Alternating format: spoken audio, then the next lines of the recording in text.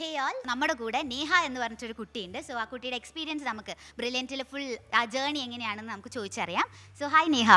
Hello. So എന്ത് തോന്നുന്നു ബ്രില്യൻറ്റിൽ വന്ന് ഇങ്ങനെ ഒരു മാർക്കെല്ലാം സ്കോർ ചെയ്ത് നല്ല ഉഷാറായിട്ട് പോവല്ലേ? സോ ഹാപ്പി അല്ലേ? അതെ, നല്ല ഹാപ്പിയാണ്. നമ്മൾ പഠിക്കുമ്പോൾ തൊട്ട് ഒരു എയിമാണ് നല്ല മാർക്ക് വാങ്ങി നല്ല കോളേജിൽ കയറി വിക്ടറി ഡേ സെലിബ്രേറ്റ് ചെയ്യണമെന്ന്. സന്തോഷം.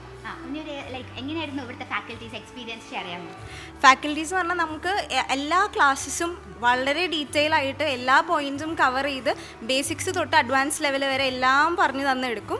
പിന്നെ എന്ത് ഡൗട്ട്സ് ഉണ്ടെങ്കിലും എപ്പോൾ വേണമെങ്കിൽ അവരെ കോൺടാക്ട് ചെയ്യാം. ഡൗട്ട് ക്ലിയറൻസ് ഫെസിലിറ്റീസ് ഉണ്ട്.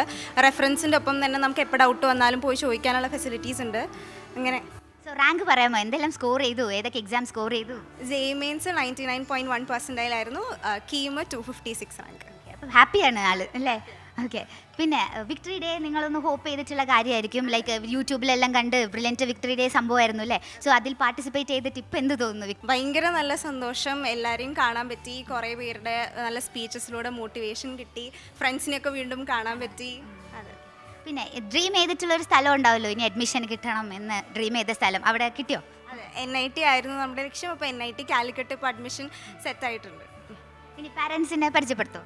എൻ്റെ പേര് doctor Sunil Sunny, saint Thomas college Thrissur അധ്യാപകനാണ്.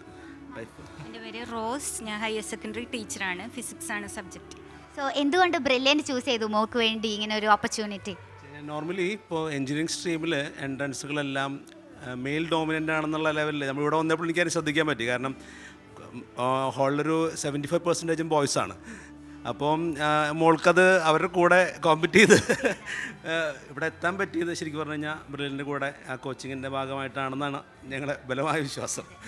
ഓക്കെ, അപ്പോൾ അത് ചിട്ടയായ ഒരു കോച്ചിങ് കിട്ടിയതിൻ്റെ ഭാഗമായിട്ട് തന്നെയാണ് ഇപ്പോൾ ആൾക്ക് ഉദ്ദേശിച്ച ഒരു ഗോളിലേക്ക് എത്താൻ പറ്റിയിരിക്കുന്നത്.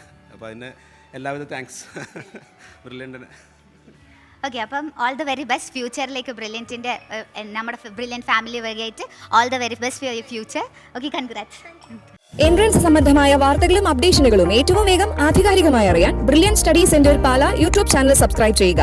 ബെല്ലൈക്കൺ അമർത്തുക. ഈ വീഡിയോ മറ്റു സുഹൃത്തുക്കളിലേക്ക് മാക്സിമം ഷെയർ ചെയ്യുക.